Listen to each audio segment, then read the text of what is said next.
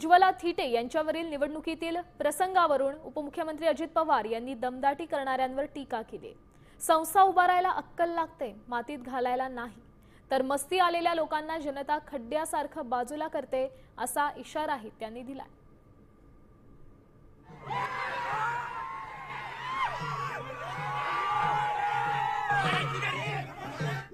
भगिनी उज्ज्वला थिटे बसलेले आहेत, त्यांच्यावर कशा प्रकारचा प्रसंग आला तुम्ही बघितला।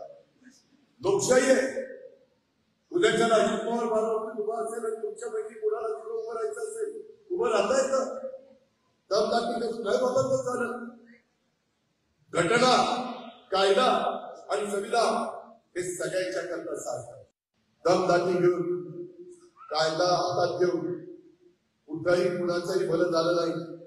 आजपर्यंत बघा, प्रत्येकाची उदाहरण द्या, कधी ना कधी तो फुगा फुटलाय आणि नंतर त्यांची वाट लागलेली आहे। ते फार काळ टिकत नसतं, लोक शांतपणे बघत असतात। योग्य वेळ आली, योग्य संधी आली की योग्य ठिकाणी बटन दाबण्याचं काम लोक करतात आणि मस्ती असणाऱ्या लोकांना अशा पद्धतीने खड्यासारखं बाजूला टाकतात।